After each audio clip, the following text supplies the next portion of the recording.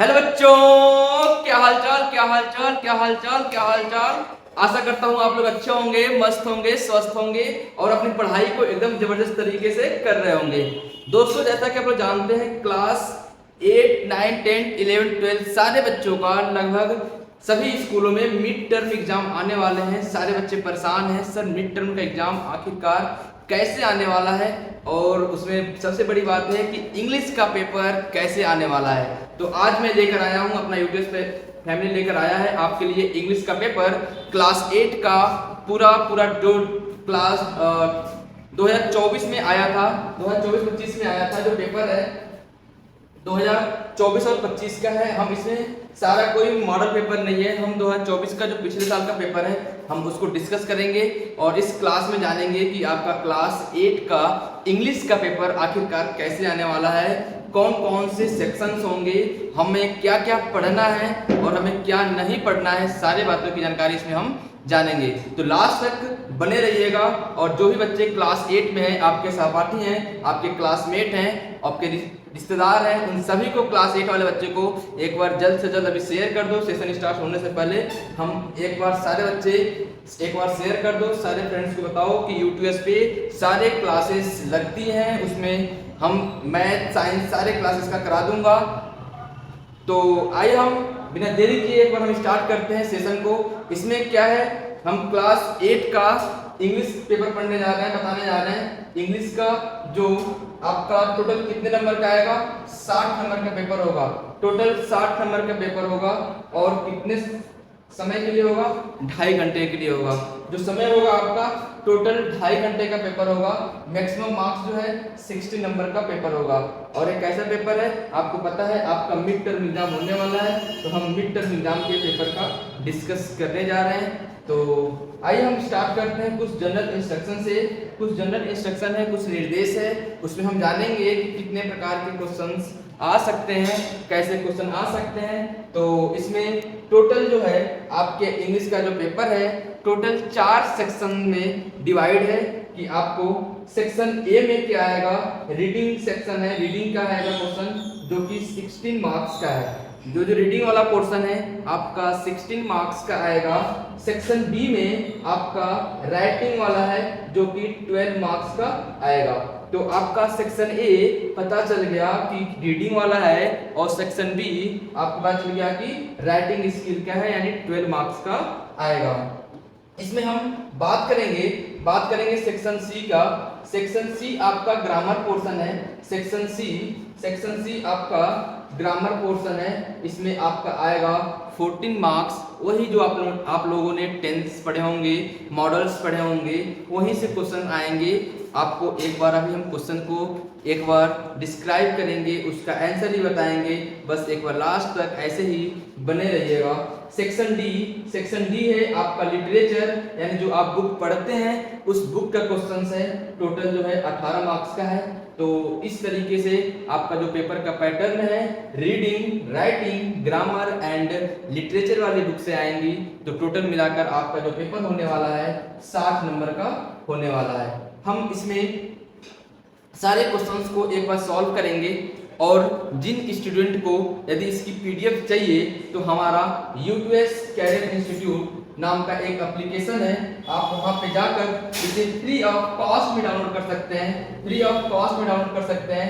Application का नाम है, यदि आप प्ले स्टोर पे जाते हैं वहां पे लिखते हैं यूट्यूएस कैरियर इंस्टीट्यूट।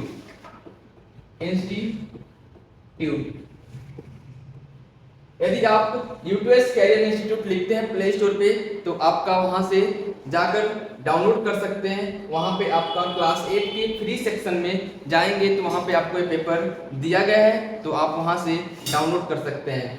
तो हम बात करने हैं उसके आगे। कह रहा है सेकंड नंबर कह रहा है all the questions are compulsory. सारे क्वेश्चंस आपके लिए कंपलसरी है and marks are indicate against each question. आपके जितने भी क्वेश्चंस आएंगे उसके मार्क्स आपके उसके सामने लिखा गया है। फोर्थ नंबर है attempt question based on the specific instruction for the each part. सभी के लिए अलग अलग पार्ट के लिए अलग अलग नंबर्स को डिवाइड किया गया है, बताया गया है। And read the questions carefully before the answer writing. आपको क्वेश्चन को बहुत ही ध्यानपूर्वक पढ़ना है आंसर को लिखने से पहले। ये नहीं कि जो क्वेश्चन पूछा है उसका आंसर आप कुछ और दे रहे हैं तो इसका आंसर गलत माना जाएगा और आपके नंबर कम हो जाएंगे।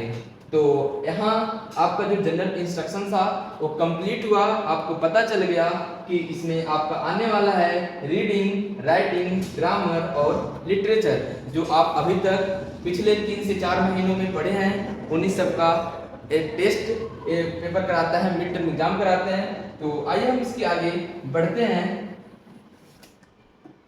इसके आगे जो क्वेश्चंस होंगे, कैसे क्वेश्चंस आएंगे आपके सेक्शन ए से, आपको पता चल गया है कि सेक्शन ए जो है आपका रीडिंग पोर्शन है और कितने मार्क्स का आएगा, 16 मार्क्स का आएगा। सेक्शन ए कितने मार्क्स का आएगा, 16 मार्क्स का आएगा। कौन सा पोर्शन है, रीडिंग पोर्शन। यानी इसमें कैसे क्वेश्चंस आएंगे देखते हैं। कह रहा है कि read the passage below carefully and answer the question that follow. आपको नीचे एक पैसेज दिया गया है और उसको रीड करना है और उसके कुछ क्वेश्चंस हैं, उसका आंसर आपको देना है। बहुत ही आसान है। यानी इसमें कह रहा है कि डू एनी 4 क्वेश्चंस, यानी आपको छूट पे दे रहा है, आपको डिस्काउंट पे दे रहा है। यानी 5 क्वेश्चन से बस आपको केवल 4 क्वेश्चंस का आंसर देना है। आप आइए एक बार हम देखते हैं किस टाइप का क्वेश्चंस हैं। तो आप लोग इसमें जानेंगे टोटल जो क्वेश्चंस हैं। 4 क्वेश्चन का यदि आंसर देते हैं तो एक क्वेश्चन आपका 2 नंबर का होने वाला है। तो बहुत ही ध्यान से कीजिएगा। 4 गुना 8 यानी 8 मार्क्स आपको पहले ही सेक्शन के पहले क्वेश्चन से मिलने वाले हैं आपके पैसेज से। आप इस पैसेज को ध्यानपूर्वक पढ़ेंगे। पैसेज में क्या कर रहा है कि अभी इस पेपर में हम डिस्कस करने वाले हैं। जैसे कि अगर हम सारे पेपर सॉल्व कराएंगे तो बहुत ज़्यादा लेंथी हो जाएगा, 2 से 3 घंटे लगेंगे। तो एक बार बस आपको आइडिया लग जाए कि पेपर कैसे आने वाला है, हम इसके जो डायरेक्ट आंसर जो बनते हैं आप लोग उसका देख लीजिएगा और यूपीएस कैरियर इंस्टीट्यूट के एप्लीकेशन से डाउनलोड कर लीजिएगा। तो जो इसका आंसर है, हम आंसर आपको दिखा दे रहे हैं। इस बार इसको पढ़िएगा और इसको पढ़ने के बाद क्वेश्चंस कैसे आने वाले हैं मैं आपको दिखाता हूं। क्वेश्चंस क्या है? क्वेश्चंस हैं what is each bricks of the nation war memorial called. यदि आप लोग पैसेज को ध्यान से पढ़े होंगे तो यही क्वेश्चन, यानी एक क्वेश्चन आपका कितने मार्क्स का है, 2 नंबर का है। यदि आप सही टिक कर लेते हैं तो आपके खाते में 2 नंबर हो जाएंगे। कितना आसान है। What is the each bleach of the nation war memorial called is a tablet। जो राइट आंसर है टेबलेट। तो आप लोग इस पर देखेंगे ध्यान से, क्वेश्चन को ध्यान से, उस पैसेज को पढ़ेंगे। आपके पास टाइम होगा आपको पढ़ने के लिए। मैं खुद आपको बोल रहा हूँ, उसमें कोई चार्ज, कोई पैसे नहीं लिया जा रहा है। आप बस एप्लीकेशन को एक बार डाउनलोड कीजिए और वहाँ से पेपर को देखिए। आपके सारे क्वेश्चंस और सारी चीज़ें डाउट क्लियर हो जाएंगे। नेक्स्ट क्वेश्चन देखेंगे what is the purpose of the national war memorial according to the passage. तो इसका जो राइट आंसर होने वाला है, to honour the soldiers who sacrificed their lives for India. तो option B is the right answer. इसका जो B होगा राइट आंसर होगा। तो इस प्रकार हम 2 क्वेश्चन को सॉल्व कर लिए। इस 2 क्वेश्चन से ही हमें 4 नंबर मिल जाते हैं। तो बहुत ही आसान होने वाला है इंग्लिश का पेपर। बस आपको ध्यान से उस पैसेज को पढ़ना है, उस पैसेज से आपको आंसर को निकालना है। ठीक है, अगला क्वेश्चन देखिए। अगला क्वेश्चन कह रहा है, उस पैसेज में कह रहा है कि how many tablets are there at the national war memorial. तो उसमें पैसेज में लिखा होगा 29,000. Option C is the right answer. Option C is the right answer. Next हम देखेंगे. Next question number 4. India gain independence in the year. आपको पता भी है और ऑप्शन में दिया गया है 1947. 1947. तो आपका यहाँ पे 4 क्वेश्चन हो चुका.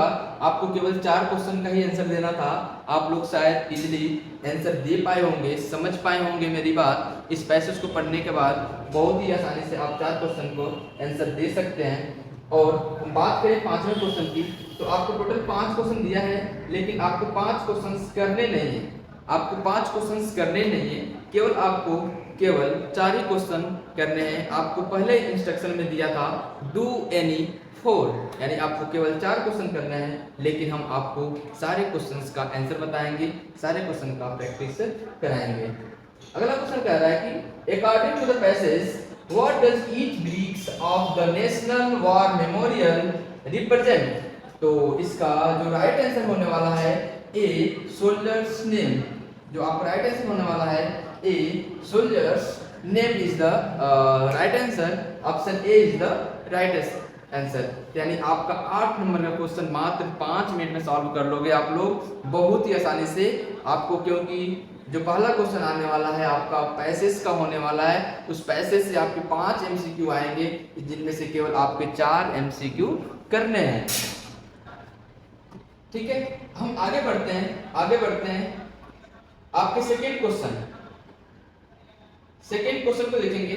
सेकेंड क्वेश्चन आपके आने वाले हैं, यानी जो सेक्शन ए था आपका टोटल 16 मार्क्स का था, तो आपका 8 नंबर का ए भी है. यानी दो क्वेश्चन में ही सेक्शन ए फिनिश हो जाएगा. सेक्शन ए में सेकेंड क्वेश्चन क्या है, कह रहा है on the basis of the information provided in the poster given. इसमें एक पोस्टर गिवन है नीचे. Answer the following questions do any 4. यानी आपको इस पोस्टर को ध्यान से देखना है और इसे पढ़ना भी है.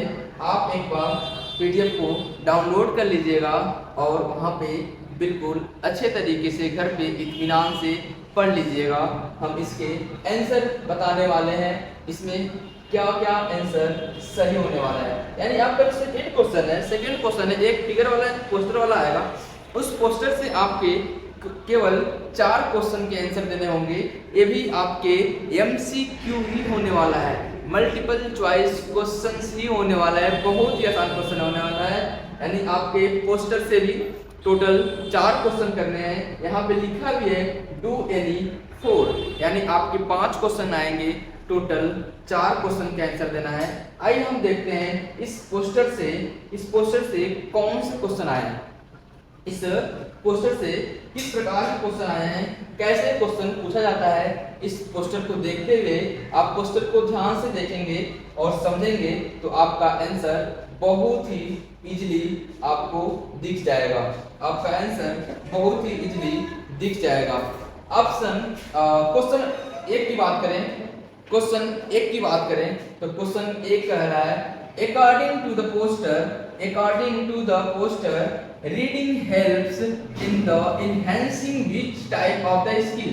यानी आपको इसको पढ़ के किस टाइप का जो ए आपका पोस्टर दिख रहा है किस टाइप का है, एक क्या बता रहा है, कुकिंग स्किल है, एनालिटिकल थिंकिंग स्किल है, या एथलेटिक स्किल है, या ड्राइविंग स्किल है. तो आपको देखते ही पता चल जाएगा इसमें कहीं भी कुकिंग स्किल की बात नहीं की गई है. यानी आपका यहाँ पे आंसर होगा आपका जो राइट आंसर होगा बी, एनालिटिकल थिंकिंग स्किल की बात की गई है. एनालिटिकल थिंकिंग स्किल की बात की गई है.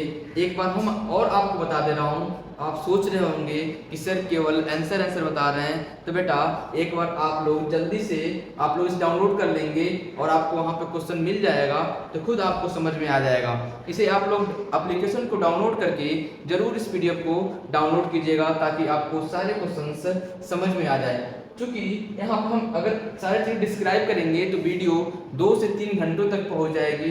यानी आप अपने क्वेश्चन के पैटर्न को समझ नहीं पाएंगे. हम बस आपको इस पेपर में आपके पैटर्न को समझाने वाले हैं. कि इस पोर्शन से कैसे क्वेश्चन आने वाले हैं, किस तरीके से क्वेश्चन आने वाले हैं, और साथ में हम आपको आंसर भी बता रहे हैं, आंसर भी करा रहे हैं। ठीक है, देखिए सेकंड क्वेश्चन है आपको, what does reading provide according to the poster, what does reading provide according to the poster, mental stimulation. एक क्वेश्चन है, एक ऑप्शन होगा मेंटल स्टिमुलेशन। जो बच्चे हमारे ऑफलाइन क्लासेस में पढ़ते हैं उनको सारे क्वेश्चन सारे पूरा डिटेल में कराया गया है। आप लोग हमारे ऑनलाइन क्लासेस से भी जुड़िए, वहाँ पे आपको पूरे सारे डिटेल में कराया जाएगा। आपको इसमें इस वीडियो से आपका ये पर्पज है कि आप एक आइडिया लग जाए, आपको एक आइडिया लग जाए कि कैसे पेपर होने वाला है। बहुत सारे डाउट रहते हैं बच्चों के कि सर मेरे पेपर में कैसे क्वेश्चंस आएंगे, तो ठीक आपके पेपर में इसी प्रकार के क्वेश्चन आएंगे। एक बार आप लोग एक बार देख लेंगे तो पेपर में वो हेजिटेशन नहीं होगा जो आपको एग्जाम से पहले हो रहा है। ठीक है, तो पेपर में आपको बहुत ही अच्छा फीलिंग आएगी, जरूर यूटीएस की याद आएगी। ठीक है, नेक्स्ट थर्ड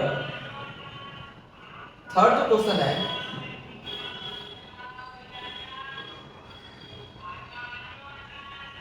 थर्ड क्वेश्चन का है reading can improve which of the following skill. तो इसका जो राइट आंसर होगा writing skills, option C is the right answer. Question 4, which of the following is the benefit of the reading according to the poster। तो option इसका right option होगा A, option A is the right answer. Reading relax and the reduce stress, reading relax and the reduce stress. ठीक है, इसमें आपको 5 question मिलेंगे, लेकिन total कितने क्वेश्चन करने हैं? 4 क्वेश्चन ही करने हैं आपको। टोटल 4 क्वेश्चन के आंसर ही आपको देने हैं, टोटल 4 क्वेश्चन के आंसर।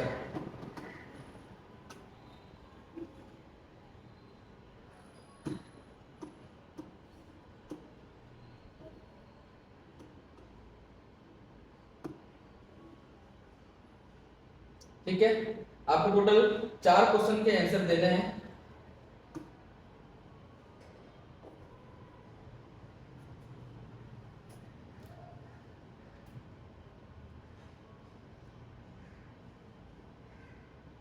आगे तो देखेंगे 5वां क्वेश्चन क्या कह रहा है। 5वें क्वेश्चन की हम बात करेंगे। 5वां क्वेश्चन जो है, 5वां क्वेश्चन कह रहा है कि which word in the poster given above in the synonyms of the encouragement। encouragement का आपका सिनोनिम्स बताना है, यानी आपके उसके पर्यायवाची बताने हैं। क्या होगा? स्टिमुलेशन, यानी आपका जो सेक्शन ए जो 16 मार्क्स का आने वाला है। आपको आइडिया लग गया है कि वहाँ पे आपको केवल एमसीक्यू क्वेश्चंस आएंगे, सारे एमसीक्यू क्वेश्चन आएंगे 16 नंबर के। ठीक है, हम बात करेंगे सेक्शन बी। टोटल 4 सेक्शन है, हम एक सेक्शन को कंप्लीट कर लिए, सेक्शन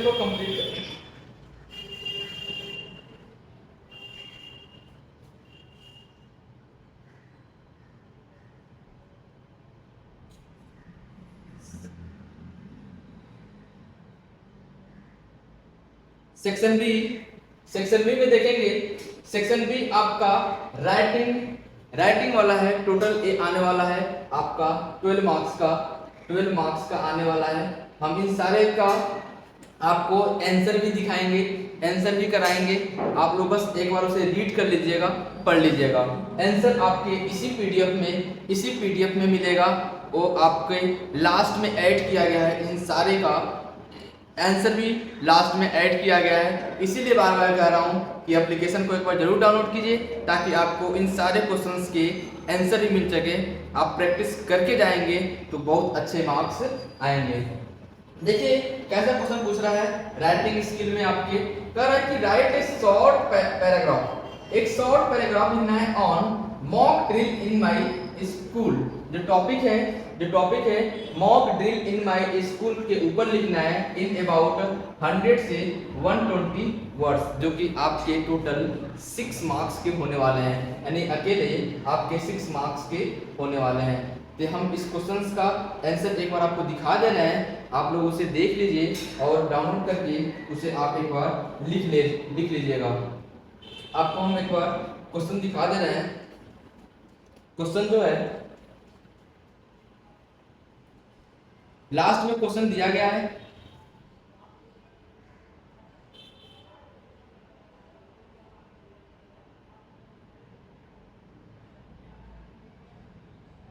आपको यहाँ पे इसका मॉक ड्रिल वाला जो क्वेश्चंस का आंसर है आपको यहाँ पे मिल जाएगा, आपको यहाँ पे मिल जाएगा।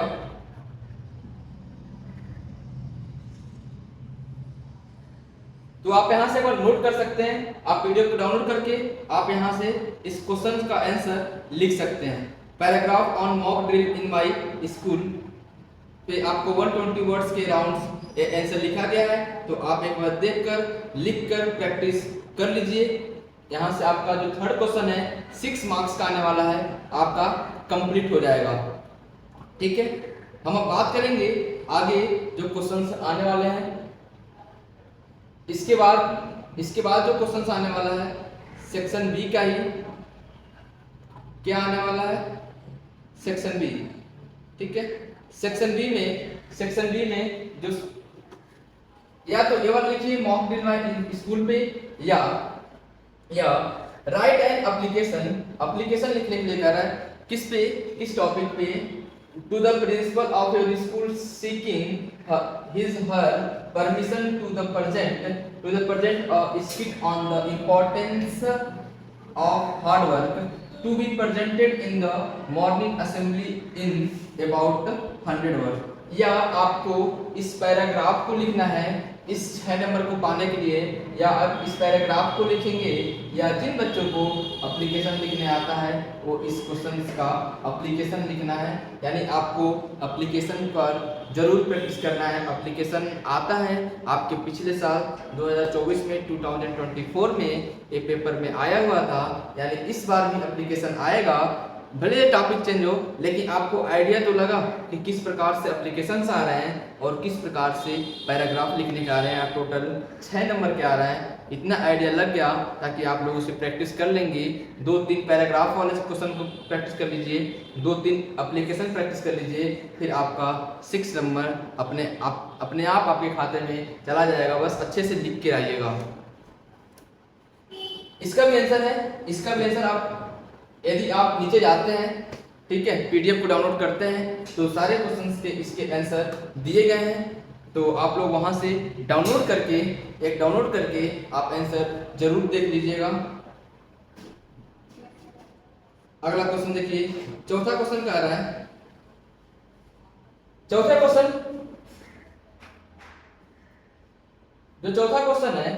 क्वेश्चन में आपके decent flood in Assam this year कर रहा है कि एक नोटिस टाइप का है, नोटिस बनाना है आपको। The recent flood in the Assam this year have left the state devastated, killing thousand of the people and living many homeless. As the class monitor you feel empathic towards the victims and would like to provide them help। write a notice यानी आपको notice लिखना है for your school notice board requesting the student of the donate in the kind of the flood victim in Assam within 50 words, यानी 50 words में आपको एक notice लिखना है। You are आकाश या Akashi of class 8 of XYZ school in Delhi. तो आपके notice का क्वेश्चन है। इस नोटिस में क्या लिखना है कि रिसेंट फ्लड इन असम में एक बाढ़ आ गई है, जो कि जो क्लास का मॉनिटर है उसे अपने क्लास के बच्चों से कुछ हेल्प मांगना है, उसके ऊपर आपको नोटिस तैयार करना है।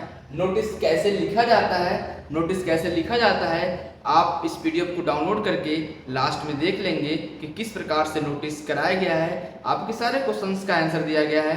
तो आप एक बार पीडीएफ को जरूर डाउनलोड कीजिए। नेक्स्ट देखेंगे। नेक्स्ट क्वेश्चन जो है आपका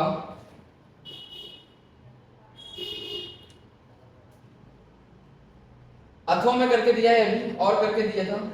इसमें दिया है right A notice for school notice board informing the student of class 8 about a talk to be held in the multipurpose hall of the school on the information about the various natural disaster। Topic क्या है? various natural disaster and their management। inform the student about day and date of the talk and the timing। आपको date और timing को उसमें डालना है। You are student secretary of the ABC public school, write the notice in 50 to 60 word. यानी जो आपको notice लिखना है, आपको 50 से 60 वर्ड में लिखना है। चलिए हम एक बार नोटिस को चर्चा कर देते हैं, थोड़ा टाइम तो लगेगा, लेकिन एक बार हम नोटिस आपको दिखा देते हैं किस प्रकार से लिखा जाता है। नोटिस किस प्रकार से लिखा जाता है, आपको 50 से 60 वर्ड में लिखना है।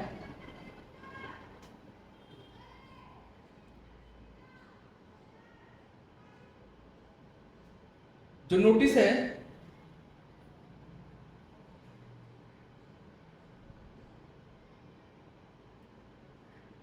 एक क्वेश्चन आपका एप्लीकेशन वाला है, आप एप्लीकेशन भी यहां से देख सकते हैं और पढ़ सकते हैं। एप्लीकेशन के क्वेश्चंस आप यहां से लिख भी सकते हैं, आपको कहीं भी जाने की आवश्यकता नहीं है, आप यहीं से डाउनलोड करके आप यहीं से आंसर भी लिख सकते हैं।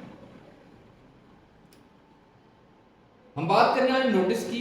नोटिस किस प्रकार लिखा जाता है? फ्लड रिलीफ डोनेशन की बात कही गई है पहले क्वेश्चन में, फ्लड रिलीफ डोनेशन की बात कही गई है पहले क्वेश्चन में, तो वहां से आपको नोटिस दिख जाएगा। नोटिस किस प्रकार से लिखेंगे? यहाँ पे स्कूल का नाम लिखेंगे। सबसे पहले क्या लिखते हैं? जिस स्कूल में पढ़ते हैं स्कूल का नाम और डेट लिख देंगे। और नोटिस किस पे लिखना है? उस टॉपिक का पहले नाम हेडिंग लगा देंगे उसका, जिस टॉपिक पे आपको नोटिस देना है। Donation for Assam flood victims के ऊपर आपको नोटिस देना है, तो उसके ऊपर लिख देंगे। और इसके 50 से 60 वर्ड में आप यहाँ से जो भी रीजन से जो भी कहा गया है उसके बारे में आप यहाँ पे लिख देंगे।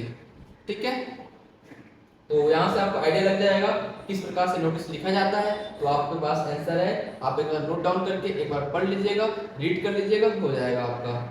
नेक्स्ट है आपका ऑप्शन अथवा में करके दिया था, talk on the natural disaster के बारे में था। उसमें भी नोटिस लिखना था। तो आपको आइडिया लग ही गया है कि सबसे पहले हम स्कूल का नाम लिखते हैं, फिर डेट लिखते हैं, फिर उस टॉपिक का नाम लिखते हैं, फिर हम उसके बारे में लिख देते हैं जो उसने कहा है। ठीक है, 50 से 60 वर्ड में आपका नोटिस तैयार हो जाएगा और आपको यहाँ पे मिलेंगे टोटल 6 नंबर। तो बहुत ही इजीली आप एप्लीकेशंस को भी कर सकते हैं और इस नोटिस को भी, क्वेश्चन को भी बहुत ही इजीली कर सकते हैं। ठीक है, आइए हम चलते हैं नेक्स्ट क्वेश्चन की तरफ, नेक्स्ट सेक्शन की तरफ। हम बात करेंगे सेक्शन सी की। ऑप्शन सेक्शन ए और सेक्शन बी हो चुका है, हम बात करेंगे सेक्शन सी की। सेक्शन सी इज द कौन सा पोर्शन है? Grammar portion. कौन सा है? सी, ग्रामर पोर्शन है। ये जल्दी हो जाएगा आपका सी थोड़ा बहुत अगर बच्चा पढ़ा है तो ग्रामर पोर्शन को बहुत ही अच्छे तरीके से और जल्दी से कर लेगा। देखिए इसमें क्या रहा है, सेक्शन सी सेक्शन सी जो है आपका ग्रामर पोर्शन है। ग्रामर पोर्शन है, टोटल कितने मार्क्स का आएगा भाई? टोटल कितने मार्क्स आएगा? 14 मार्क्स का आने वाला है। टोटल कितने मार्क्स का? 14 मार्क्स का। तो आइए हम देखते हैं किस प्रकार के क्वेश्चन बनते हैं, आखिरकार क्या दिया रहता है इस ग्रामर के क्वेश्चन पे, ताकि हम अच्छे से पहले से ही रेडी करके जाएं, ताकि हम क्लास में और अच्छे तरीके से क्वेश्चंस को कर पाएं। तो क्वेश्चन दिया है answer the following question by the choosing the most suitable box के बाद box from the choice given each sentences. आपके इधर कुछ बॉक्स दिए गए हैं, आपको उसमें से चूज करके लिखना है। बहुत ही आसान क्वेश्चन है, थोड़ा बहुत भी अगर आप पढ़े होंगे, समझे होंगे तो हो जाएगा। क्वेश्चन कह रहा है कि if it rain tomorrow we the picnic, fill in the blank से विल कैंसल या कैंसल। यदि कल बारिश हो जाएगी तो क्या होगी? हम लोग की पिकनिक कैंसिल हो जाएगी। ऐसे थोड़ा सा अर्थ निकालेंगे फिर समझ में आ जाएगा। विल कैंसल, क्या आंसर होगा इसका? Will cancel the picnic. पढ़ेंगे if it rain tomorrow we will cancel the picnic. Next question देखिए क्या कह रहा है।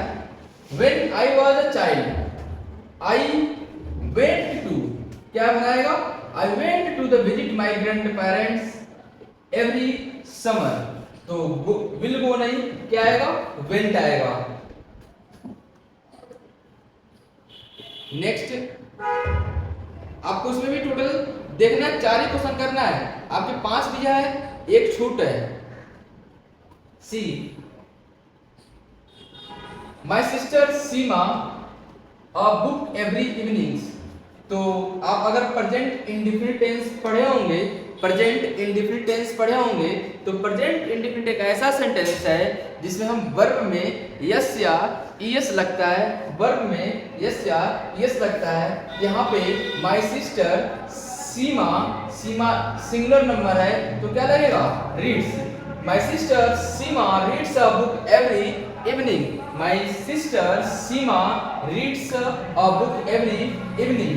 नेक्स्ट है C fill in the blanks है her homework before going to bed. वह अपना होमवर्क पूरा कर लेती है बेड पर जाने से पहले। तो ही फिनिश्ड, क्या आएगा भाई? ही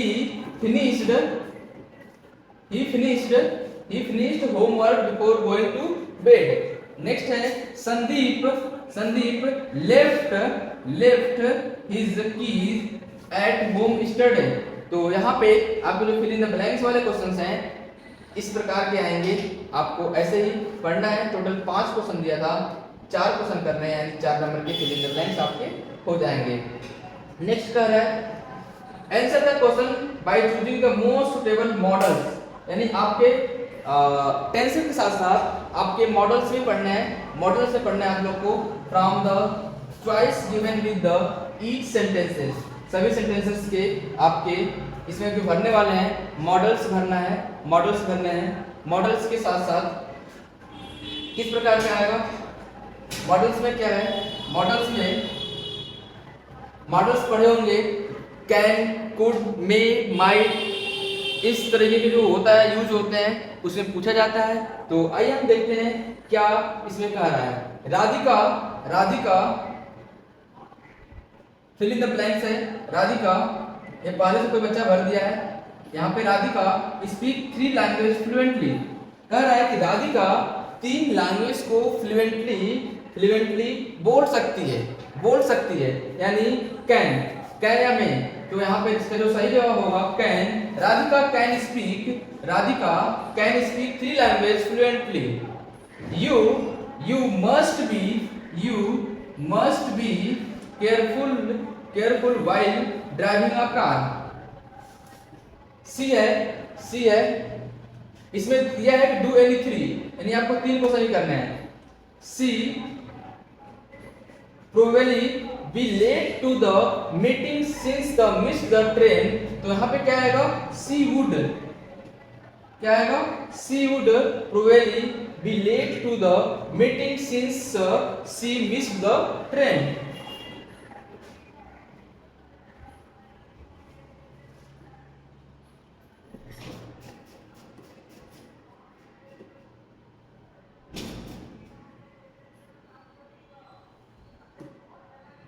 कोई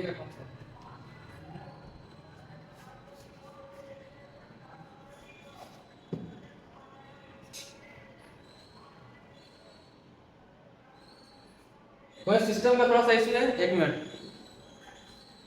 नेक्स्ट जो नेक्स्ट है आपका डी है, इसमें 4 भरना था। डी में क्या कह रहा है, डी में क्या कह रहा है, you try restarting your computer to fix the issue. तो इसमें क्या आ सकता है, मे या शुड, इसका जो राइट आंसर होगा मे होगा, मे होगा। तो आपको यहाँ पे जो मॉडल्स हैं, मॉडल से 4 क्वेश्चन आएंगे, टोटल 3 क्वेश्चन को फिल इन द ब्लैंक्स करने होंगे। नेक्स्ट जो क्वेश्चन है, there is an error in each lines in the paragraph given below, identified the error and write the corrections against it, one has been done for you, do any four. आपको इसमें से कुछ errors दिया गया है और उसको आपको करेक्शन करके बताना है। एक सेंटेंस यानी पैराग्राफ है, इस पैराग्राफ को एक बार पढ़ते हैं, फिर हम देखते हैं कौन सा होने वाला है।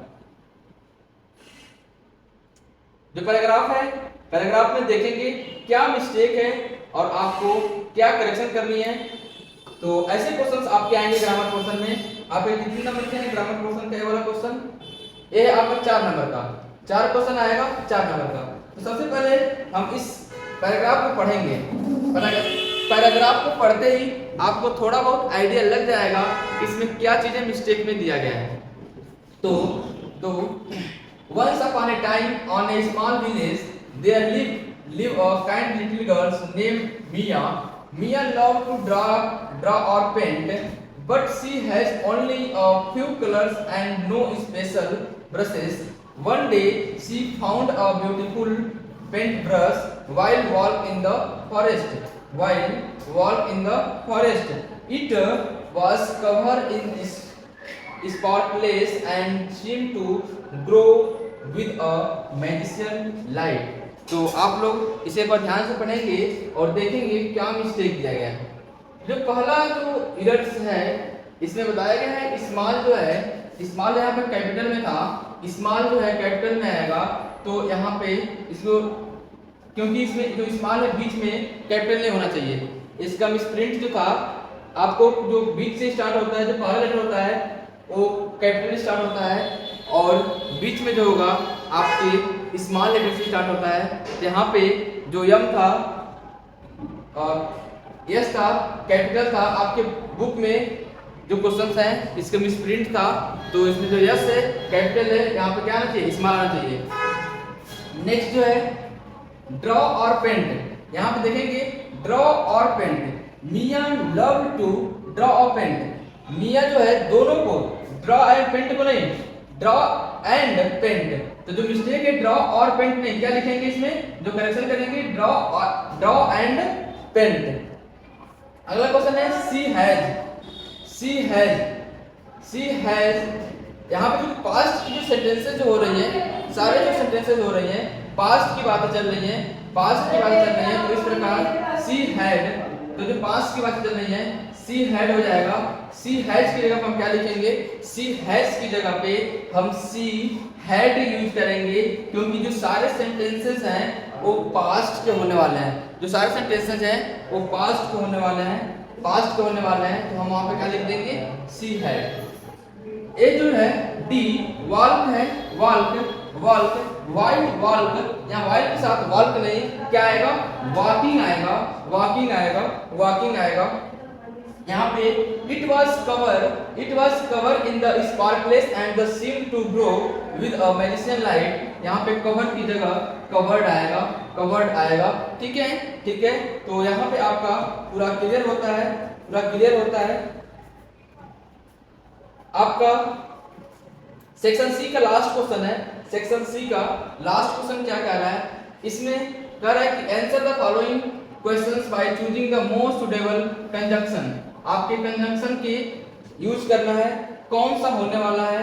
कंजंक्शन जो होता है जैसे and, as, so, until, unless और एंड इन सब का यूज किया जाता है। तो कंजंक्शन जो होता है दो वर्डों को ऐड करने यानी जोड़ने का काम करता है। तो एक बार सेंटेंस में जो हम पढ़ेंगे तो वहां पे क्या आने वाला है, एंड आने वाला है, और आने वाला है, अनलेस आने वाला है, अनटिल आने वाला है, सारी चीजें आपको पता चल जाएगी। तो आइए हम पढ़ते हैं।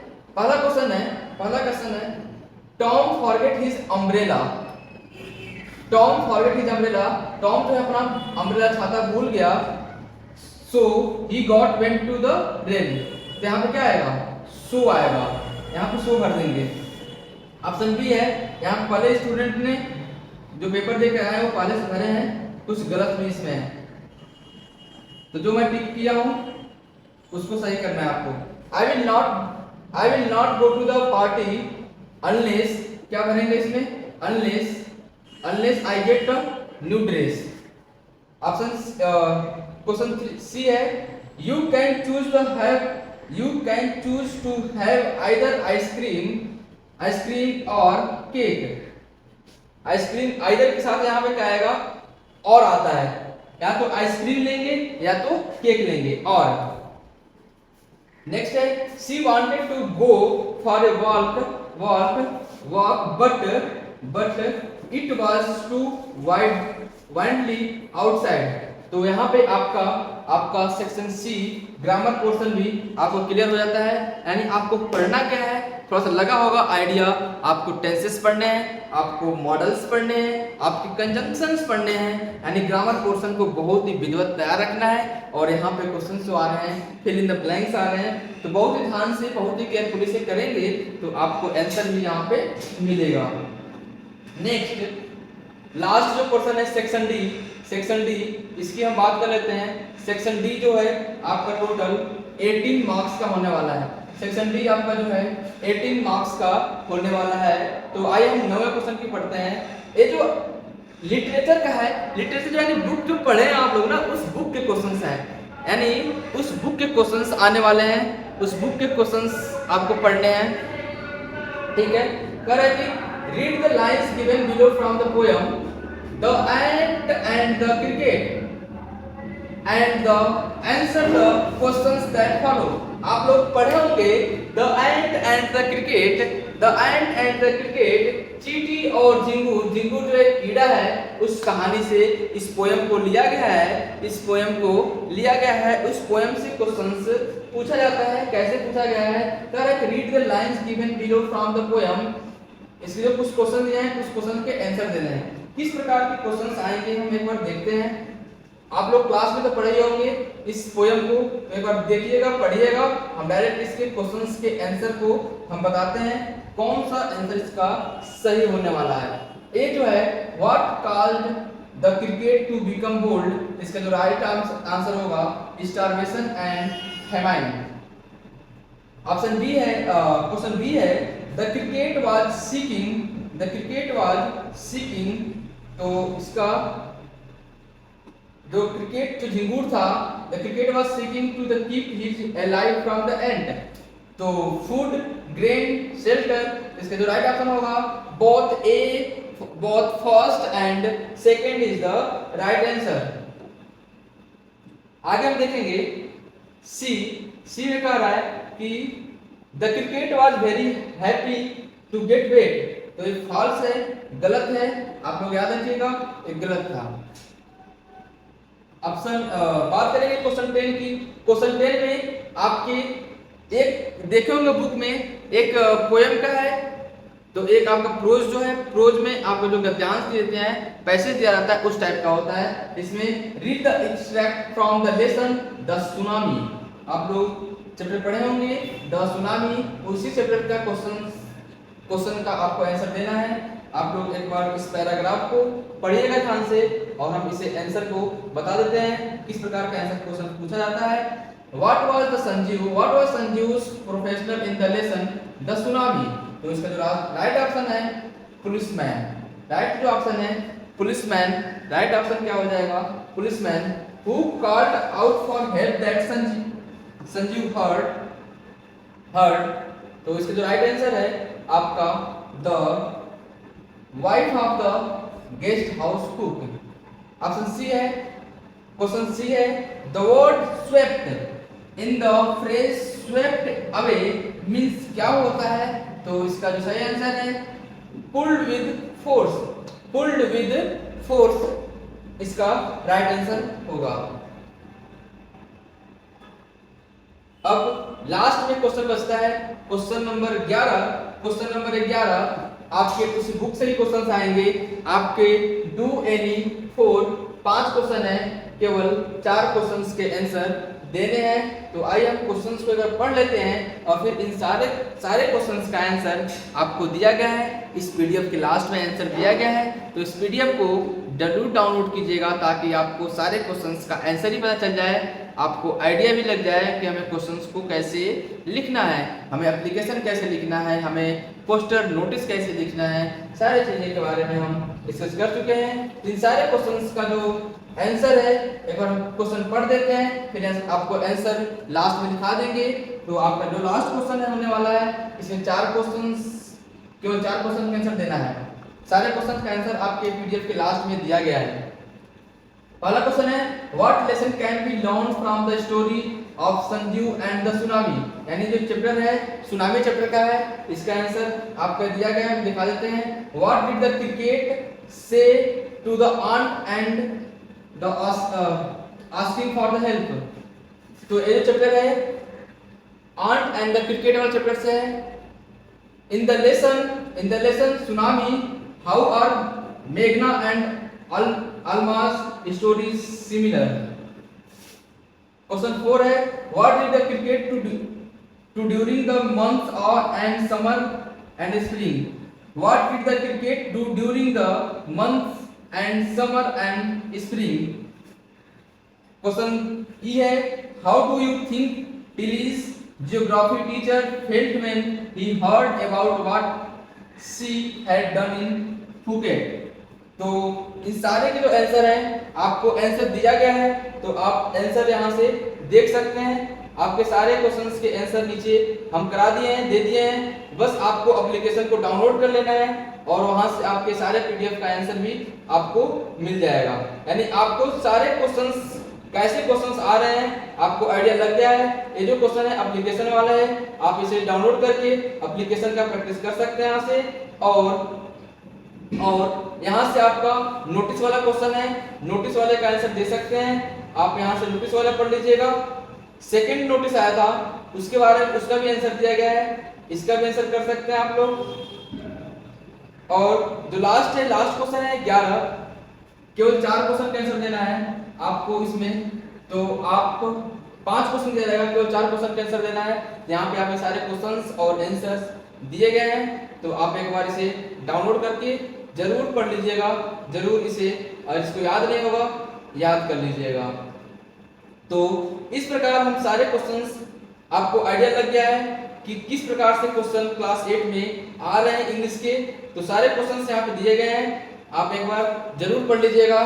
सारे क्वेश्चंस को एक बार पढ़ के जाइएगा ताकि आपको पेपर में बहुत ही अच्छा फील हो।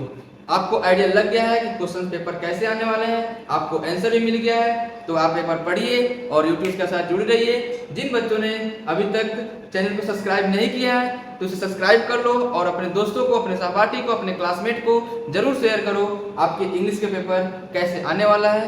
तो अभी के लिए हम नेक्स्ट पेपर, आप कमेंट में करना कि आपको नेक्स्ट पेपर कौन सा चाहिए, तो हम आपको जल्दी नेक्स्ट पेपर को भी सॉल्व करा दूंगा, दिखा दूंगा कि आखिरकार किस प्रकार से पेपर आते हैं। बहुत सारे बच्चे समझ नहीं पाते हैं कि हमारा पेपर कैसे आएगा, किस प्रकार से आएगा। तो हम हमारी सारी यूपीएस टीम आपको हेल्प कर रही है, तो आप वहां से जुड़िए और अपने पेपर को बहुत ही अच्छे तरीके से सॉल्व कीजिए। अभी के लिए धन्यवाद, बाय बाय।